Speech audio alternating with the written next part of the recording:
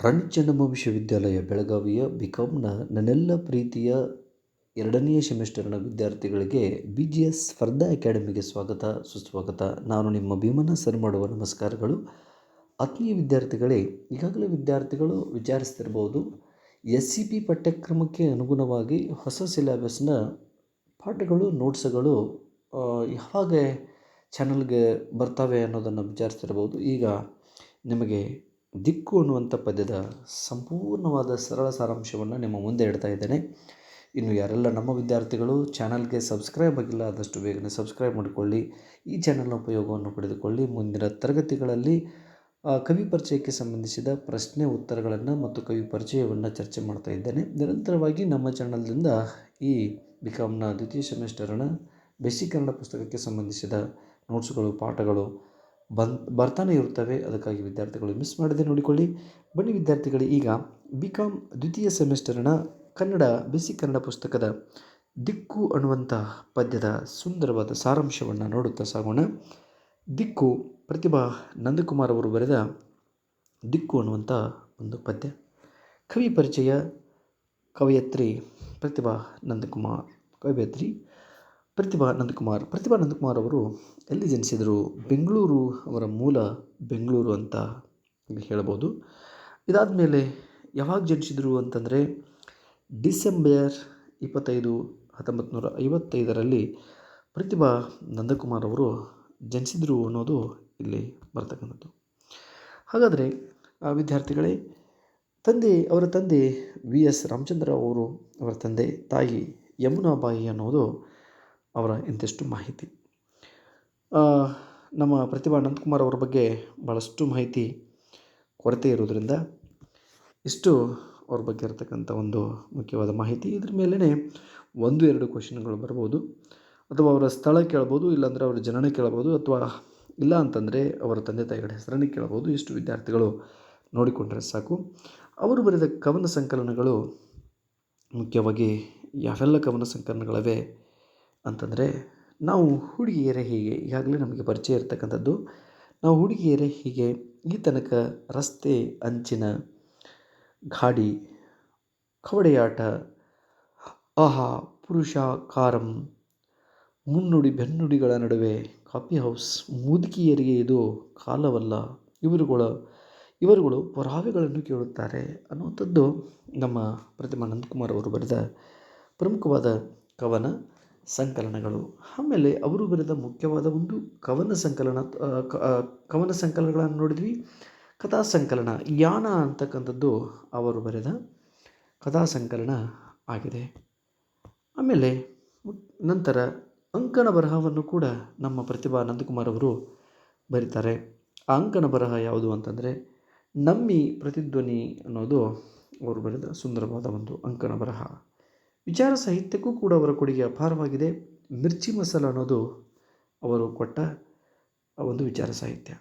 ಇನ್ನು ಪ್ರಶಸ್ತಿಗಳು, ಮುಖ್ಯವಾಗಿ ಬಹಳಷ್ಟು ಪ್ರಶಸ್ತಿಗಳನ್ನು ಇವರು ಪಡಿತಾರೆ. ಮುಖ್ಯವಾಗಿ ನಮಗೆ ಇಲ್ಲಿ ಶಿವರಾಮ್ ಕಾರಂತ್ ಪ್ರಶಸ್ತಿ, ಪೂತಿ ನರಸಿಂಹಾಚಾರ್ಯ ಕಾವ್ಯ ಪ್ರಶಸ್ತಿ, BS ಶ್ರೀಧರ್ ಕಾವ್ಯ ಪ್ರಶಸ್ತಿ, ಮಹಾದೇವಿ ವರ್ಮಾ ಪ್ರಶಸ್ತಿ, ಹೀಗೆ ಹಲವು ಪ್ರಶಸ್ತಿಗಳನ್ನು ಪಡೆದವರು ನಮ್ಮ ಪ್ರತಿಭಾ ನಂದಕುಮಾರ್ ಅವರು. ಇನ್ನು ಅವರ ಬಾಲ್ಯದ ಬಗ್ಗೆ, ಅವರ ಶಿಕ್ಷಣದ ಬಗ್ಗೆ ಭಾಳಷ್ಟು ಮಾಹಿತಿ ಇಲ್ಲಿದೆ ನೋಡಿ. ಬಾಲ್ಯದ ಬಹುದಿನಗಳನ್ನು ಬೆಂಗಳೂರು ಮತ್ತು ಮೈಸೂರಿನಲ್ಲಿ ಕಳೀತಾರೆ. ಇವರು ಮದ್ರಾಸ್ ವಿಶ್ವವಿದ್ಯಾಲಯದಿಂದ MA ಪದವಿ, MPhil ಪದವಿಗಳನ್ನು ಪಡಿತಾರೆ. ಮುಂದೆ ಇಂಡಿಯನ್ ಎಕ್ಸ್‌ಪ್ರೆಸ್, ಡೆಕ್ಕನ್ ಹೆರಾಲ್ಡ್, ಅಗ್ನಿ ಪತ್ರಿಕೆಗಳಲ್ಲಿ ಇಂಡಿಯನ್ ಎಕ್ಸ್‌ಪ್ರೆಸ್, ಡೆಕ್ಕನ್ ಹೆರಾಲ್ಡ್, ಅಗ್ನಿ ಪತ್ರಿಕೆಗಳಲ್ಲಿ ಕಾರ್ಯನಿರ್ವಹಿಸಿದ ಅನುಭವ ನಮ್ಮ ಪ್ರತಿಭಾ ನಂದಕುಮಾರ್ ಅವರಿಗೆ ಸಿಗ್ತದೆ. ಸ್ತ್ರೀವಾದದ ಹಿನ್ನೆಲೆಯಲ್ಲಿ ಸ್ತ್ರೀ ಸ್ವಾತಂತ್ರ್ಯ ಮತ್ತು ಸಮಾನತೆಯನ್ನು ತಮ್ಮ ಕಾವ್ಯದ ಮೂಲ ಆಶಯವನ್ನಾಗಿ ಮಾಡಿಕೊಂಡು ಕಾವ್ಯವನ್ನು ರಚಿಸುವಂಥ ಕಲೆ ನಮ್ಮ ಪ್ರತಿಭಾ ನಂದಕುಮಾರ್ ಅವರಿಗೆ ದೊರೆತಿದೆ. ಹಾಗಾದರೆ ಇವರು ಬರೆದ ದಿಕ್ಕು ಆ ಆಶಯ ಭಾವ ಏನನ್ನು ಒಳಗೊಂಡಿದೆ?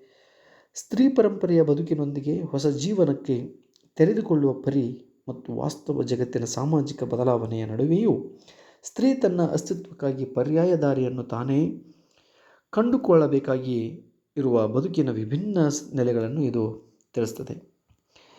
ಆಮೇಲೆ ಮುಂದೆ ಹೀಗೆ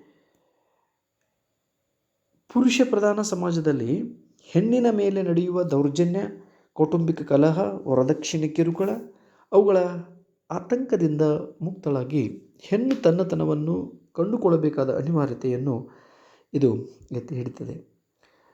ಆಮೇಲೆ ವಿದ್ಯಾರ್ಥಿಗಳೇ, ಆಯ್ಕೆ ನಮಗೆ ಬಹಳ ಮುಖ್ಯ. ಈಗಾಗಲೇ ನಾನು ಪ್ರಶ್ನೆ ಪತ್ರಿಕೆಯಲ್ಲಿ ಚರ್ಚಿಸಿದ ಹಾಗೆ ಆಯ್ಕೆಯನ್ನು ಇಲ್ಲಿ ನಾವು ಗಮನದಲ್ಲಿಟ್ಟುಕೊಂಡು ಬರೆದಿದ್ದೇ ಆದರೆ ನಮಗೆ ಸಂದರ್ಭ ಮತ್ತು ಸ್ಪಷ್ಟೀಕರಣದಲ್ಲಿ ಅಧಿಕವಾದ ಅಂಕಗಳು ಬರುವಂಥ ಸಾಧ್ಯತೆ ಇರ್ತದೆ. ಆಯ್ಕೆ: ಪ್ರಸ್ತುತ ದಿಕ್ಕು ಅನ್ನುವಂತಹ ಪದ್ಯವನ್ನು ಶ್ರೀಮತಿ ಪ್ರತಿಭಾ ನಂದಕುಮಾರ್ ಅವರು ಬರೆದಿರುವ ಮುದುಕಿಯರಿಗೆ ಇದು ಕಾಲವಲ್ಲ, ಮುದುಕಿಯರಿಗೆ ಇದು ಕಾಲವಲ್ಲ ಎಂಬ ಕವನ ಸಂಕಲನದ ಮೂಲಕ ಇದನ್ನು ನಾವು ಆಯ್ಕೆ ಮಾಡಿಕೊಳ್ಳೋಣ. ಇದನ್ನು ಇಷ್ಟು ಆಯ್ಕೆಯನ್ನು ನೀವೇನಾದರೂ ಸಂದರ್ಭ ಮತ್ತು ಸ್ಪಷ್ಟೀಕರಣದಲ್ಲಿ ಅಳವಡಿಸಿಕೊಂಡು ಬರೆದಿದ್ದೆ ಆದರೆ ನಿಮಗೆ ಒಳ್ಳೆಯ ಅಂಕಗಳು ಬರುವಂಥ ಸಾಧ್ಯತೆ ಇರ್ತದೆ. ಬನ್ನಿ ವಿದ್ಯಾರ್ಥಿಗಳೇ, ಪದ್ಯದ ಒಂದೊಂದು ಪದ್ಯಗಳನ್ನು ಚರ್ಚಿಸುತ್ತಾ ಅವುಗಳ ಸಾರಾಂಶವನ್ನು ತಿಳಿದುಕೊಳ್ಳೋಣ.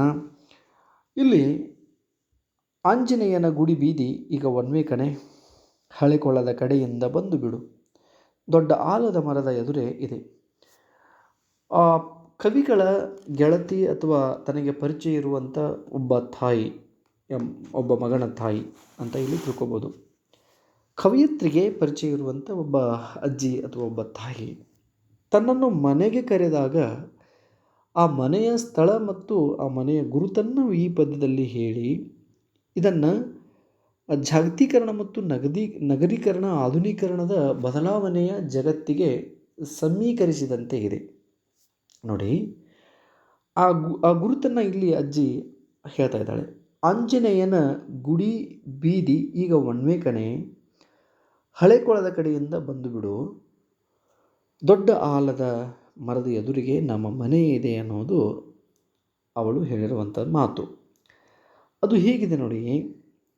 ಜಾಗತೀಕರಣದ ಹಾಗೂ ನಗರೀಕರಣದ ಪ್ರಭಾವದಿಂದಾಗಿ ತನಗೆ ಉಂಟಾಗಿರುವ ನ್ಯೂನ್ಯತೆಯನ್ನು ಒಬ್ಬ ಅಜ್ಜಿ ಅಥವಾ ಅಧಿಕವಾದ ಹಣಗಳಿಕೆಯ ಮಹದಾಶೆಯಿಂದ ಅಮೆರಿಕಾದಲ್ಲಿ ನೆಲೆಸಿರುವ ಚಂದ್ರು ಎಂಬ ಯುವಕನ ತಾಯಿ ಈಕೆ. ಸ್ವದೇಶದಲ್ಲಿ ಎಲ್ಲ ರಂಗದಲ್ಲಿ ಸಾಕಷ್ಟು ಬದಲಾಗಿರುವ ಈ ನಗರದಲ್ಲಿ ಆಕೆ ಆ ತಾಯಿ ವಾಸ ಮಾಡುತ್ತಿದ್ದಾಳೆ. ಇಲ್ಲಿನ ಆಸ್ತಿ ಪಾಸ್ತಿ ಮನೆ ಎಲ್ಲವನ್ನೂ ಮಾರಿ ತನ್ನೊಂದಿಗೆ ಅಮೆರಿಕಕ್ಕೆ ಬಂದು ನೆಲೆಸುವಂತೆ ಮಗನ ಆಜ್ಞಾಪನೆಗೆ ತಾಯಿ ಎಲ್ಲವನ್ನು ಮಾರಿ ತಲಾಂತರದಿಂದ ಬಳುವಳಿಯಾಗಿ ಬಂದಿರುವ ದೇಶೀಯತೆ ಮತ್ತು ದೇಶೀಯ ಸಂಸ್ಕೃತಿಯನ್ನು ಹೊತ್ತು ನಿಂತಿರುವ ಆ ಎರಡು ಹಿತ್ತಾಳೆಯ ಲಕ್ಷ್ಮೀ ದೀಪಗಳನ್ನು ಯಾರಿಗಾದರೂ ಮಾರಲಾಗದೆ ಅವುಗಳನ್ನು ತನ್ನ ಗೆಳತಿಗೆ ಬಳುವಳಿಯಾಗಿ ಕೊಡಬೇಕೆಂದು ಮನೆಗೆ ಕರೆಯುವ ಸಂದರ್ಭ ಈ ಪದ್ಯದಲ್ಲಿದೆ. ಬಹಳ ಹಿಂದೆ ನೋಡಿರುವಂಥ ಆ ಅಜ್ಜಿಯ ಮನೆ, ಸುತ್ತಮುತ್ತಲಿನ ಪರಿಸರ, ಅಸಂಖ್ಯೆಯ ಮುಗಿಲೆತ್ತರದ ಕಟ್ಟಡಗಳು, ಒಂದೇ ದಾರಿಯಲ್ಲಿ ಎರಡೂ ಬದಿಗಳನ್ನು ಹೊಂದಿರುವಂಥ ರಸ್ತೆ ಈಗ ಪ್ರತ್ಯೇಕವಾಗಿ ಒಂದೊಂದು ಬದಿಗಳಾಗಿವೆ. ಈಗ ಬದಲಾಗಿರುವ ಆ ನಗರದಲ್ಲಿ ತಾನಿರುವ ಸ್ಥಳದ ಗುರುತನ್ನು ಅಥವಾ ತನ್ನ ಮನೆ ಇರುವ ಸ್ಥಳದ ಗುರುತನ್ನು ತನ್ನ ಗೆಳತಿಗೆ ಫೋನ್ ಮುಖಾಂತರ ತಿಳಿಸುವ ಸಂದರ್ಭವಾಗಿದೆ. ಹಿಂದೆ ನೀನು ಬಂದಾಗ ಇದ್ದ ಆಂಜನೇಯನ ಗುಡಿ ಬೀದಿ ಈಗ ಅಗಲೀಕರಣವಾಗಿದೆ. ಪ್ರತ್ಯೇಕ ಒಂದೊಂದು ಪಥಗಳನ್ನು ಹೊಂದಿದೆ. ಹಳೆ ಕೊಳದ ಕಡೆಯಿಂದ ಬಂದರೆ ದೊಡ್ಡದಾದ ಒಂದು ಆಲದ ಮರ ಇದೆ. ಆ ಆಲದ ಮರದ ಎದುರಿಗೆ ನಮ್ಮ ಮನೆ ಇದೆ. ನಮ್ಮ ಮನೆಗೆ ಬಂದು ಬಿಡು ಎಂದು ಅಜ್ಜಿ ತಿಳಿಸುವ ಮಾತುಗಳು ಇಲ್ಲಿ ಸ್ವಾರಸ್ಯಪೂರ್ಣವಾಗಿವೆ. ಎರಡನೆಯ ಪದ್ಯ: ಅಮೆರಿಕದಲ್ಲಿ ನೆಲೆಸಿದ ಚಂದ್ರು ಪುರಾತನ ಮನೆ ಮಾರಿ ತನ್ನ ಜೊತೆಗೆ ಬಂದಿದ್ದು ಬಿಡು ಅಂತ ಒಪ್ಪಿಸಿದ್ದ. ಎಲ್ಲವನ್ನು ಮಾರಿದ್ದ ಅಜ್ಜಿ ಯಾಕೋ ವಂಶಪಾರಂಪರಗತವಾಗಿ ಇದ್ದ ಹಿತ್ತಾಳೆಯ ದೀಪಲಕ್ಷ್ಮಿಯರ ಜೋಡಿಯನ್ನು ಮಾರಲಾಗದೆ ಯಾರಿಗಾದರೂ ಕೊಡುತ್ತೇನೆ ಎಂದು ಕರೆಯುತ್ತಿದ್ದಳು. ನೀನಾದರೂ ವರ್ಷಕ್ಕೊಂದು ಸಲವಾದರೂ ದೀಪ ಬೆಳಗ್ಗೆ ಎಂದು ತನ್ನ ಗೆಳತಿಗೆ ಫೋನ್ ಮೂಲಕ ತಿಳಿಸ್ತಾ ಇದ್ಲು. ಇಲ್ಲಿ ಇದಕ್ಕೆ ಸಾರಾಂಶವನ್ನು ಹೀಗೆ ನೋಡ್ಬೋದು. ತಾನು ಕಟ್ಟಿದ ತನ್ನ ವಂಶದ ಪ್ರತೀಕವಾಗಿರುವ ಸ್ವದೇಶದ ನೆಲದಲ್ಲಿರುವ ಸಾಕಷ್ಟು ಕನಸುಗಳನ್ನು ಹೊಂದಿರುವ ತನ್ನ ಜೀವನಕ್ಕೆ ನೆಲೆಯಾಗಿದ್ದ ಸ್ವದೇಶದಲ್ಲಿನ ಮನೆಯನ್ನು ಮಾರಲು, ಆಸ್ತಿಪಾಸ್ತಿಯನ್ನು ಮಾರಲು ಅಜ್ಜಿಗೆ ಮನಸ್ಸಿಲ್ಲವಾದರೂ ಮಗನ ಆಜ್ಞೆಯನ್ನು ಮೀರುವಂತಿಲ್ಲ. ಹಾಗೆ ಮಗನೊಂದಿಗೆ ಅಲ್ಲಿಗೆ ಹೋಗಿ ನೆಲೆಸಬೇಕೆಂಬ ಆಶೆಯೂ ಇಲ್ಲ. ಆದರೂ ಕೂಡ ಅನಿವಾರ್ಯವಾಗಿ ಜಾಗತೀಕರಣದ ಪ್ರಭಾವಕ್ಕೊಳಗಾದ ಬೇರೆ ದೇಶದಲ್ಲಿ ವಾಸವಿರುವ ತನ್ನ ಮಗನೊಂದಿಗೆ ಬಾಳಬೇಕೆಂಬ ಅನಿವಾರ್ಯತೆ ಅಜ್ಜಿಯಲ್ಲಿ ಮೂಡಿದೆ. ಎಲ್ಲವನ್ನು ಮಾರಿಯಾಗಿದೆ. ಆದರೆ ಅಜ್ಜಿಗೆ ವಂಶ ಪಾರಂಪರಗತವಾಗಿ ದೇಶೀಯತೆಯ ಸೊಗಡನ್ನು ಹೊಂದಿರುವ ಕನಸು ಆ ಒಂದು ನೆನಪನ್ನು ಹೊಂದಿರುವ ಪಾರಂಪರಗತವಾಗಿ ಬಳುವಳಿಯಾಗಿ ಬಂದಿರುವ ತನ್ನ ಕುಟುಂಬದ ಹಿರಿಯರ ಪರಂಪರೆಯ ನೆನಪನ್ನು ಹೊತ್ತಿರುವ ಆ 2 ಹಿತ್ತಾಳೆಯ ದೀಪಲಕ್ಷ್ಮಿಯರ ಜೋಡಿಯನ್ನು ಮಾರಲು ಮನಸ್ಸಿಲ್ಲದೆ ಅವುಗಳನ್ನು ತನ್ನ ಗೆಳತಿಗೆ ಕೊಟ್ಟು ಬಿಡಬೇಕೆಂದು ಯೋಚಿಸುತ್ತಿದ್ದಾಳೆ. ಹಾಗೆ ಅವುಗಳನ್ನು ಅವಳಿಗೆ ಮುಟ್ಟಿಸುವ ಸಲುವಾಗಿ ಮನೆಗೆ ಕರೆದು ಅವುಗಳನ್ನು ತೆಗೆದುಕೊಂಡು ಹೋಗಿ ಕನಿಷ್ಠ ವರ್ಷಕ್ಕೆ 1 ಸಲವಾದರೂ ಅವುಗಳನ್ನು ಹೊತ್ತಿಸಿ ದೀಪ ಬೆಳಗಿಸಿ ನಮ್ಮ ಮಣಿತನದ ನೆನಪನ್ನು ಉಳಿಸು ಎಂಬ ಅಜ್ಜಿಯ ಮಾತಿನ ಧಾಟಿ ಈ ಪದ್ಯದ ಸಾರಾಂಶವಾಗಿದೆ. ಹೀಗೆ ಇನ್ನು 3ನೆಯ ಪದ್ಯ. ಪರಿಚಿತ ಹಳೆಯ ದಾರಿಯಲ್ಲಿ ಅದು ಬಹಳ ಬದಲಾಗಿತ್ತು. 2 ಕಿಲೋಮೀಟರ್ನಲ್ಲೇ 4 ಸಲ ಕಳೆದು ಹೋಗಿದ್ದೆ. ಹೇಳುತ್ತಾರೆ ಹೆಂಗಸರೇ ಹಾದಿ ತಪ್ಪುವುದಂತೆ. ಇದಕ್ಕೆ ಸಾರಾಂಶ. ಆ ಅಜ್ಜಿಯ ಮಾತಿನಂತೆ ಅವರನ್ನು ಭೇಟಿ ಮಾಡುವ ಸಲುವಾಗಿ ಲೇಖಕಿ ತಾನು ಹಿಂದೆ ಒಂದು ದಿನ ಸಂಚರಿಸಿದ ಸ್ಥಳಕ್ಕೆ ಹೋಗಿ ನೋಡಿದಾಗ ತನಗೆ ಮೊದಲೇ ಪರಿಚಿತವಾಗಿದ್ದ ಆ ಹಾದಿ ಬಹಳಷ್ಟು ಬದಲಾವಣೆಗೊಂಡಿದೆ. ಆ ಅಜ್ಜಿಯ ಮನೆ ಇಲ್ಲಿಯೇ ಇರಬಹುದೆಂದು ಊಹಿಸಿ ಕೊನೆಗೆ ಎಲ್ಲಿದೆ ಎಂಬುದು ತಿಳಿಯದೆ ಆ ದಾರಿಯಲ್ಲಿ 4 ಸಾರಿ ಕಳೆದು ಹೋದಳಂತೆ. ಪುರುಷರಿಗಿಂತ ಮಹಿಳೆಯರೇ ಜೀವನದಲ್ಲಿ ದಾರಿ ತಪ್ಪುತ್ತಾರಂತೆ ಎಂಬ ಗಾದೆ ಮಾತನ್ನು ಇಲ್ಲಿ ಸಮರ್ಥನೆಯಾಗಿ ತೆಗೆದುಕೊಳ್ಳುತ್ತಿದ್ದಾಳೆ ಕವಿಯತ್ರಿ. ಹಾಗೆ ಆ ಸ್ಥಳ ಎಲ್ಲಿದೆ ಎಂಬುದನ್ನು, ಅದರ ಅಡ್ರೆಸ್ಸನ್ನು ಹಿಡಿದುಕೊಂಡು ಆ ಹಾದಿಯಲ್ಲಿ ಬರುವವರೆಲ್ಲರನ್ನೂ ಕೇಳತೊಡಗಿದಳು. ಮುಂದೇನಾಗ್ತದೆ? ಅವಳಿಗೆ ಆಟೋ ಚಾಲಕ ಒಬ್ಬ ಸಿಗ್ತಾನೆ. ಆಟೋ ಚಾಲಕನೊಬ್ಬ ಹೇಳಿದ, ಅದಾ ಮುಂದಿನ ರೋಡ್ ಹಂಪ್ ಪಕ್ಕವೇ ಬಲಕ್ಕೆ ತಿರುಗಿ ನಿಧಾನ ಹೋದರೆ ಅದನ್ನೇ ಸೇರುತ್ತೀರಿ. ಆದರೆ ಸಿಗಲಿಲ್ಲ. ಇದರ ಸಾರಾಂಶ ಹೀಗೆ ನೋಡ್ಬೋದು. ತನಗೆ ಪರಿಚಯವಿರುವ ಆ ಬೀದಿಯಲ್ಲಿ ಆ ಮನೆ ಹುಡುಕಾಟದಲ್ಲಿ ಗುರುತನ್ನು ಕಳೆದುಕೊಂಡಿರುವ ಕವಯತ್ರಿ ಆಟೋ ಚಾಲಕನೊಬ್ಬನನ್ನು ಆ ಮನೆಯ ವಿಳಾಸವನ್ನು ಕೇಳಿದಾಗ ಆತ, ಅಯ್ಯೋ ಮೇಡಮ್, ಅದಾ ಮನೆ ಮುಂದಿನ ರೋಡ್ ಹಂಪ್ ಇದೆಯೇ ಅಲ್ವಾ, ಅದರ ಬಲಕ್ಕೆ ತಿರುಗಿದರೆ ನಿಧಾನವಾಗಿ ನೀವು ಅವರ ಮನೆಗೆ ಹೋಗಿ ನಿಲ್ಲುತ್ತೀರಿ ಎಂದು ಉತ್ತರಿಸಿದ. ಆದರೂ ಕೂಡ ಅವಳಿಗೆ ಆ ಮನೆಯ ಗುರುತು ಪತ್ತೆ ಸಿಗಲಿಲ್ಲ. ಟ್ರಾಫಿಕ್ ಪೊಲೀಸನೇ ಪರವಾಗಿಲ್ಲ, ಇನ್ನು ಮುಂದೆ ಆಟೋ ಚಾಲಕನನ್ನು ಬಿಟ್ಟು ಮುಂದೆ ಅಲ್ಲಿ ನಿಂತಿರುವಂಥ ಟ್ರಾಫಿಕ್ ಪೊಲೀಸರ ಹತ್ರ ಹೋಗಿ ಆ ಅಡ್ರೆಸ್ಸನ್ನು ಕೇಳ್ತಾಳೆ. ಟ್ರಾಫಿಕ್ ಪೊಲೀಸನೇ ಪರವಾಗಿಲ್ಲ, ಅಯ್ಯೋ ವಾಪಸ್ ಹೋಗಿ ಮೊದಲ ಸಿಗ್ನಲ್ನಲ್ಲೇ ಇದೆ, ಅದೇ ಮೊದಲ ಸಿಗ್ನಲ್ ಹಾದು ಬಂದಿದ್ದೆ, ಅಲ್ಲೇನೂ ಕಂಡಿರಲಿಲ್ಲ. ಅವ ಹೇಳ್ತಾನೆ, ನೋಡಿ ಮೇಡಮ್, ನೀವು ಈಗಾಗಲೇ ಆ ಅಡ್ರೆಸ್ಸಿನ ದಾರಿಯನ್ನು ದಾಟಿ ಮುಂದೆ ಬಂದಿದ್ದೀರಾ, ವಾಪಸ್ ಹೋಗಿ ಅಲ್ಲಿ ಸಿಗ್ನಲ್ ಪಕ್ಕದಲ್ಲೇ ಇದೆ ಎಂದು ಉತ್ತರಿಸಿದ. ಅದಕ್ಕೆ ಸಾರಾಂಶ ಹೀಗೆ ನೋಡಿ. ಆ ಅಜ್ಜಿಯ ಮನೆಯ ಹುಡುಕಾಟದಲ್ಲಿ ತಲ್ಲೀನಳಾಗಿರುವ ಲೇಖಕಿ ಆಟೋ ಚಾಲಕನು ಹೇಳಿದಂತೆ ಬಹುದೂರದವರೆಗೆ ಆ ಬೀದಿಯಲ್ಲಿ ನಡೆದಳು. ಆದರೆ ಮುಂದೆ ಯಾವುದೇ ವಿಳಾಸದ ಗುರುತು ಸಿಗದಾಗ ಅಲ್ಲಿರುವ ಟ್ರಾಫಿಕ್ ಪೊಲೀಸ್ನನ್ನು ಒಂದು ಸಲ ವಿಚಾರಿಸೋಣವೆಂದು ಅವನನ್ನು ಕೇಳಿದಳು. ಆವಾಗ ಆ ಪೊಲೀಸನು, ಅಯ್ಯೋ ಮೇಡಮ್, ಇಲ್ಲಿ ತನಕ ಏಕೆ ಬಂದಿದ್ದೀರಾ, ವಾಪಸ್ ಹೋಗಿ, ಅಲ್ಲೇ ಮೊದಲ ಸಿಗ್ನಲ್ನಲ್ಲಿಯೇ ಈ ವಿಳಾಸ ಇದೆ, ನೀವು ಅದನ್ನು ದಾಟಿ ಬಂದಿದ್ದೀರಿ. ಹೀಗೆ ಆ ಪೊಲೀಸನ ಮಾತನ್ನು ಕೇಳಿದ ಲೇಖಕಿ ಅಲ್ಲಿ ಏನೂ ಕಂಡಿರಲಿಲ್ಲ. ಹಾಗಾದರೆ ಅದು ಎಲ್ಲಿದೆ ಎಂಬುದನ್ನು ಮತ್ತೆ ವಿಚಾರಿಸತೊಡಗುತ್ತಾಳೆ. 6ನೇ ಪದ್ಯ. ಹೊಚ್ಚ ಹೊಸ ಮಾದರಿಯ ಕಾರಿನಲ್ಲಿ ಡಾಕ್ಟರ್ ಸ್ಪಷ್ಟವಾಗಿ ಹೇಳಿದ, ಬಲಕ್ಕೆ ತಿರುಗಿ, ಅಲ್ಲಿ ಸೂಪರ್ ಸ್ಪೆಷಾಲಿಟಿ ಕ್ಲಿನಿಕ್ ಪಕ್ಕದಲ್ಲಿಯೇ ಇದೆ. ಅವನ ಬಲ ನನ್ನ ಎಡವಾಗಿತ್ತು, ಮತ್ತೆ ದಿಕ್ಕು ತಪ್ಪಿತು. ಅದೇ ತಾನೇ ಪಿಕ್ನಿಕ್ನಿಂದ ಹಿಂದಿರುಗುತ್ತಿದ್ದ ಉಲ್ಲಾಸದ ತರುಣರು. ಅವರ SUV ತುಂಬ ಬೆವರದ ವಾಸನೆಯು, ಟೀ ಶರ್ಟ್ ಮತ್ತು ಫುಟ್ಬಾಲ್. ಹಾಗೆ ಹೋಗಿ ಆಂಟಿ, ಜಿಮ್ ಪಕ್ಕನೇ ಇದೆ, ಅದರಲ್ಲಿ ಯಾವುದು ಜಿಮ್? ಇಲ್ಲಿ SUV ಅನ್ನುವಂಥ ಒಂದು ಕಾರು, ಆ ಕಾರಿನಲ್ಲಿ ಬರ್ತಕ್ಕಂಥ ಫುಟ್ಬಾಲ್ ಆಟಗಾರರು ಅದೇ ತಾನೇ ಫುಟ್ಬಾಲ್ ಆಟವನ್ನು ಅಥವಾ ಫುಟ್ಬಾಲಿನ ಪಿಕ್ನಿಕ್ಕನ್ನು ಮುಗಿಸ್ಕೊಂಡು ಬರ್ತಾಯಿದ್ರು. ಅವರನ್ನು ತರಿವಿ ಈ ಲೇಖಕಿ ಈ ಅಡ್ರೆಸ್ಸನ್ನು ಕೇಳಿದಾಗ ಅವರು ಉತ್ತರಿಸಿದ ಮಾತು ಹೀಗಿದೆ. ಅದೇ ಅಜ್ಜಿಯ ಮನೆಯ ವಿಳಾಸದ ಹುಡುಕಾಟದಲ್ಲಿ ಮಗ್ನಳಾಗಿರುವ ಲೇಖಕಿ ಆ ದಾರಿಯಲ್ಲಿ ಬರುತ್ತಿರುವ ಹೊಚ್ಚ ಹೊಸ ಕಾರಿನಲ್ಲಿ ಕುಳಿತಿರುವಂಥ ಡಾಕ್ಟರ್ನನ್ನು ಕೇಳ್ತಾಳೆ. ಆ ಡಾಕ್ಟರ್ ಹೇಳ್ತಾನೆ, ಆ ಮನೆಯ ವಿಳಾಸವನ್ನು ಸ್ಪಷ್ಟವಾಗಿ ಹೇಳಿದ. ಅಲ್ಲಿಂದ ನೇರವಾಗಿ ನಡೆದು ಬಲಕ್ಕೆ ತಿರುಗಿ ಎಂದಾಗ ಆತನ ಬಲ ಇವಳ ಎಡ ಅಥವಾ ಇವಳ ಎಡ ಆತನ ಬಲ, ಹೀಗೆ ಅದು ವಿರುದ್ಧ ದಿಕ್ಕಿನಲ್ಲಿದ್ದುದರಿಂದ ಇವಳು ಹಿಂದಿರುಗಿ ಮತ್ತೆ ಆತನ ದಿಕ್ಕಿನಲ್ಲಿಯೇ ನಡೆದು ಸಾಗಿದ್ದರೆ ಅವಳಿಗೆ ಆ ವಿಳಾಸ ಸಿಗ್ತಿತ್ತೇನೋ ಗೊತ್ತಿಲ್ಲ. ಆದರೆ ಅವನ ಎಡವನ್ನು ಈಕೆ ತನ್ನ ಬಲವಾಗಿ ಅಥವಾ ಅವನ ಬಲವನ್ನು ಈಕೆ ಎಡವಾಗಿ ತೆಗೆದುಕೊಂಡಿದ್ದಕ್ಕಾಗಿ ಆಕೆ ಮುಂದೆ ಆದ ಅಡ್ರೆಸ್ಸನ್ನು ಕಳೆದುಕೊಳ್ಳುತ್ತಾಳೆ. ಆ ಡಾಕ್ಟರ್ ಮನೆಯ ವಿಳಾಸವನ್ನು ಸ್ಪಷ್ಟವಾಗಿ ಹೇಳಿದ. ಅಲ್ಲಿಂದ ನೇರವಾಗಿ ನಡೆದು ಬಲಕ್ಕೆ ತಿರುಗಿದರೆ ಅಲ್ಲಿ ಒಂದು ಸೂಪರ್ ಸ್ಪೆಷಾಲಿಟಿ ಕ್ಲಿನಿಕ್ ಇದೆ ಮೇಡಮ್ ಎಂಬುದನ್ನು ಕೇಳುವಾಗ ಆಕೆ ಆತನ ಬಲಗಡೆ ನಿಂತು ಅರ್ಥೈಸಿಕೊಂಡು ಅದು ಅವನ ಬಲಕ್ಕೆ ತಿರುಗಬೇಕು ಎಂಬುದನ್ನು ತನ್ನ ಬಲಕ್ಕೆ ತಿರುಗಿ ಮತ್ತೆ ಅದೇ ದಾರಿಯಲ್ಲಿ ತಪ್ಪಿಸಿಕೊಂಡಳು. ಲೇಖಕಿ ಇನ್ನೇನು ಮಾಡುವುದು ಎಂದು ಯೋಚಿಸುತ್ತಾ ನಿಂತಿರುವಾಗ ಆಗ ತಾನೇ SUV ಕಾರಿನಲ್ಲಿ ಪಿಕ್ನಿಕ್ ಮುಗಿಸಿಕೊಂಡು ಅಥವಾ ಫುಟ್ಬಾಲ್ ಪಂದ್ಯಾವಳಿಯನ್ನು ಮುಗಿಸಿಕೊಂಡು ಬೆವರಿನ ದುರ್ವಾಸನೆಯೊಂದಿಗೆ ಗಮಗುಡುತ್ತಿರುವ ಯುವಕರ ಕಾರನ್ನು ತಡೆದು ಕೇಳಿದಾಗ ಅವರು ಕೂಡ ನೀರಸವಾದ ಉತ್ತರವನ್ನೇ ಕೊಟ್ಟರು. ಹಾಗೆ ಹೋಗಿ ಆಂಟಿ, ಅಲ್ಲಿ ಆ ಜಿಮ್ ಇದೆಯಲ್ಲ, ಆ ಜಿಮ್ ಪಕ್ಕದ ಮನೆಯೇ ಆ ಅಜ್ಜಿಯ ಮನೆ, ಈ ಅಡ್ರೆಸ್ಸಿನ ಮನೆ ಎಂದು ಇದೆ. ಹಾಗಾದರೆ ಲೇಖಕಿ ಮತ್ತೊಂದು ಪ್ರಶ್ನೆ, ಈ ಜಿಮ್ ಇರುವುದಾದರೂ ಎಲ್ಲಿ ಎಂಬ ಕುತೂಹಲ. ನಂತರ 7ನೆಯ ಪ್ರಶ್ನೆ, ಪೋಸ್ಟ್ ಮ್ಯಾನ್ ಸೈಕಲ್ ಸದ್ದು ಕೇಳಿ ಹುಮ್ಮಸ್ಸಾಯಿತು. ನಿಲ್ಲಿಸಿದರೆ, ನಾನು ಬೇರೆ ಬೀಟ್ನಲ್ಲಿದ್ದೆ ಮೇಡಮ್, ಇದು ಹಳೆಯ ನಂಬರ್, ಈಗೆಲ್ಲ ಬದಲಾಗಿವೆ. 98 ಬರೋದು 97ರ ನಂತರ. ಯಾರನ್ನು ಕೇಳಿದರೂ ಹೇಳುತ್ತಾರೆ, ತೋರಿಸುತ್ತಾರೆ ಹೋಗಿ. ಹೀಗೆ ಅದಕ್ಕೆ ಸಾರಾಂಶ. ಆ ಅಜ್ಜಿಯ ಮನೆಯ ಪರಿಪೂರ್ಣವಾದ ವಿಳಾಸ ಯಾರಿಂದಲೂ ದೊರೆಯದಿದ್ದಾಗ ಕಂಗಾಲಾಗಿ ನಿಂತಿರುವ ಲೇಖಕಿಗೆ ಇನ್ನೇನು ಪ್ರಯತ್ನ ಮಾಡಬಹುದು ಎಂಬ ಚಿಂತೆ ಕಾಡುತ್ತಿದೆ.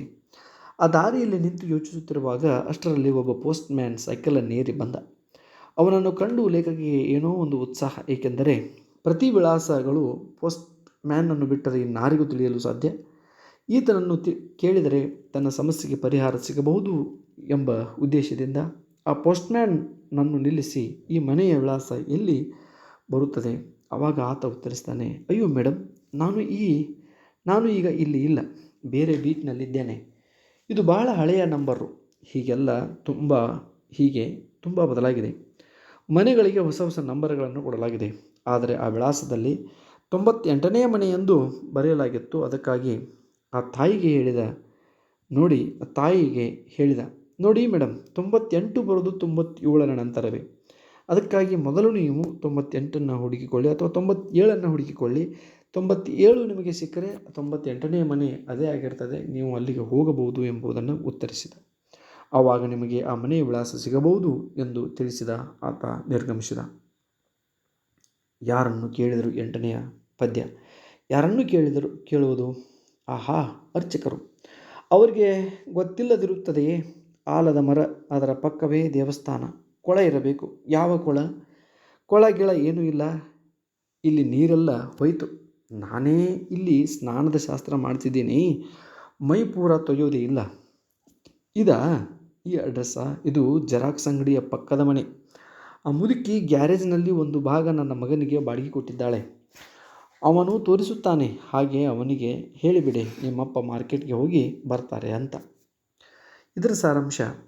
ಪೋಸ್ಟ್ಮ್ಯಾನ್ನಿಂದಲೂ ಸರಿಯಾದ ಉತ್ತರ ಸಿಗದೆ ಆ ಮನೆಯ ವಿಳಾಸವನ್ನು ಹುಡುಕಾಟದಲ್ಲಿ ಕಂಗಾಲಾಗಿ ನಿಂತಿರುವ ಲೇಖಕಿಗೆ ಅನಿರೀಕ್ಷಿತವಾಗಿ ಒಬ್ಬ ಪೂಜಾರಿಗಳು ಭೇಟಿಯಾಗ್ತಾರೆ. ಆಹಾ, ಪೂಜಾರಿಗಳಿಗೆ ಗೊತ್ತಿಲ್ಲದಿರುವ ಅಡ್ರೆಸ್ಗಳು ಇರುತ್ತವೆಯೇ? ಅರ್ಚಕರೆಂದರೆ ಅವರಿಗೆ ಗೊತ್ತಿಲ್ಲದ ವಿಷಯ ಯಾವುದಿದೆ?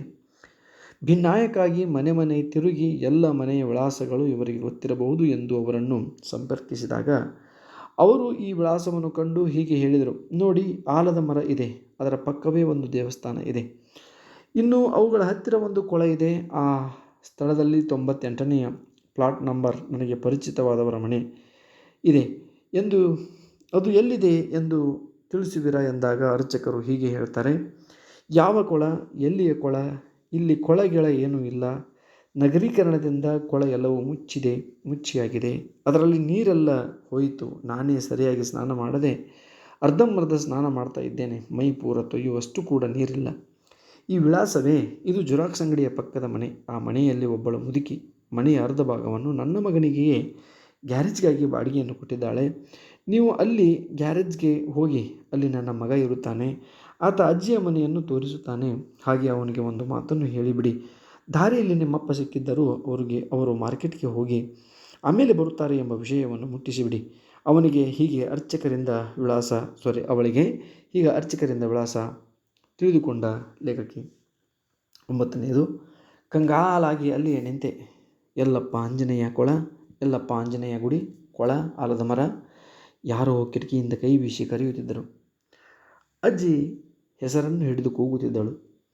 ಸುತ್ತಮುತ್ತ ನೋಡಿದೆ. ಅಯ್ಯೋ, ಅಲ್ಲೇ ಎದುರಲ್ಲಿದೆ ಜಿಂಕ್ ಸೀಟ್ ಹೊದಿಸಿದ್ದ ಸೂಪರ್ ಸ್ಪೆಷಾಲಿಟಿ ಡಯಾಗ್ನೋಸ್ಟಿಕ್ ಸೆಂಟರ್, ತಗಡಿನ ಜಿಮ್ ಪಕ್ಕದ ಮನೆ, ನಂಬರ್ 97, ಲೈಟ್ ಇಲ್ಲದ ಸಿಗ್ನಲ್, ಎದುರೇ ಬಲಗಡೆ ಗುಳಿಬಿದ್ದ ಹಂಪ್. ಎಲ್ಲವೂ ಅಡ್ರೆಸ್ಗಳು ಸರಿಯಾಗೇ ಇವೆ. ಆದರೆ ಈ ನಗರೀಕರಣದ ಪ್ರಭಾವದಿಂದ ಎಲ್ಲವೂ ಅದಲು ಬದಲಾಗಿ ಅಥವಾ ವಿಭಿನ್ನವಾಗಿ ಕಾಣ್ತಾ ಇದೆ ಅನ್ನೋದು ಇದರ ಅರ್ಥ. ಸಾರಾಂಶ ನೋಡೋಣ. ಅರ್ಚಕರ ಮಾತನ್ನು ಕೇಳಿ ಇನ್ನೆಲ್ಲಿ ಹುಡುಕುವುದಪ್ಪ ಈ ಅಜ್ಜಿಯ ಮನೆಯೆಂದು ಕಂಗಾಲಾಗಿ ನಿಂತಿದ್ದ ಲೇಖಕಿ ಮನಸ್ಸಿನಲ್ಲಿ ಎಲ್ಲಪ್ಪ ಆಂಜನೇಯನ ಗುಡಿ, ಎಲ್ಲಪ್ಪ ಕೊಳ, ಎಲ್ಲಪ್ಪ ಆಲದ ಮರ ಹೀಗೆ ದಿಕ್ಕೆಟ್ಟು ಅವಳು ನಿಂತಾಗ ಅವಳನ್ನು ದೂರಿನಿಂದಲೇ ಕಂಡ ಅಜ್ಜಿ ಕಿಟಕಿಯಿಂದ ಕೈ ಬೀಸಿ ಕರೆಯುತ್ತಿದ್ದಾಳೆ. ಇಲ್ಲಿ ನೋಡಮ್ಮ, ಈ ಕಡೆ ಬಾ ಎಂದು ಕರೆಯುತ್ತಿದ್ದಾಳೆ. ಕಿಟಕಿಯಲ್ಲಿ ಆ ಲೇಖಕಿಯ ಹೆಸರನ್ನು ಹಿಡಿದು ಕೂಗುತ್ತಿದ್ದಾಳೆ. ಈ ಧ್ವನಿಯನ್ನು ಗುರುತಿಸಿದ ಲೇಖಕಿ ಸುತ್ತೆಲ್ಲ ನೋಡುತ್ತಿದ್ದಾಳೆ. ಅಷ್ಟರಲ್ಲಿ ಆ ಅಜ್ಜಿ ಕಿಟಕಿಯಿಂದ ಒದರುತ್ತಿರುವುದನ್ನು ಕಂಡು, ಅಯ್ಯೋ, ಇವರೆಲ್ಲರೂ ಹೇಳಿದ ವಿಳಾಸಗಳು ಇಲ್ಲೇ ಇದೆಯಲ್ಲ. ಜಿಂಕ್ ಸೀಟ್ ಹೊದಿಸಿದ super speciality diagnostic centre, diagnostic centre ಕೂಡ ಇದೆ. ತಗಡಿನ ಸೀಟ್ ಜಿಮ್ ಕೂಡ ಇದೆ. ಅದರ ಪಕ್ಕ ಪ್ಲಾಟ್ ಇದೆ. ಪ್ಲಾಟ್ ಮನೆಯ ನಂಬರ್ 97 ಅಂತ ಇದೆ. ಅದರ ಪಕ್ಕದಲ್ಲಿಯೇ 98 ಇದೆ. ಪೊಲೀಸ್ನವನು ಹೇಳಿದ ಲೈಟ್ ಇಲ್ಲದ ಸಿಗ್ನಲ್ ಕೂಡ ಇಲ್ಲಿದೆ. ಅದರ ಪಕ್ಕದಲ್ಲಿ ಗುಳಿ ಬಿದ್ದ ಹಂಪ್ ಇದೆ. ಅಯ್ಯೋ, ಎಲ್ಲವೂ ಇಲ್ಲೇ ಇದ್ದರೂ ಲೇಖಕಿಗೆ ಯಾವುದೂ ಗುರುತು ಸಿಗದಷ್ಟು ಬದಲಾವಣೆಯಾಗಿದೆ. ಕಾರಣವೆಂದರೆ ಜಾಗತೀಕರಣ ಮತ್ತು ನಗರೀಕರಣ, ಅದರ ಪ್ರಭಾವ ಹೀಗೆ ಅವಳನ್ನು ದಿಕ್ಕು ತಪ್ಪಿಸಿದೆ ಅನ್ನೋದೇ ಇದರ ಸಾರಾಂಶ.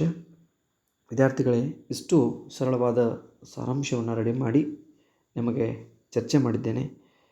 ಯಾರಿಗೆಲ್ಲ ನಮ್ಮ ಚಾನಲ್ಗೆ ಇನ್ನೂ ಸಬ್ಸ್ಕ್ರೈಬ್ ಆಗಿಲ್ಲಲ್ಲ ಅವರು ಆದಷ್ಟು ಬೇಗನೆ ಸಬ್ಸ್ಕ್ರೈಬ್ ಮಾಡಿಕೊಳ್ಳಿ. ಥ್ಯಾಂಕ್ ಯು, ಧನ್ಯವಾದಗಳು.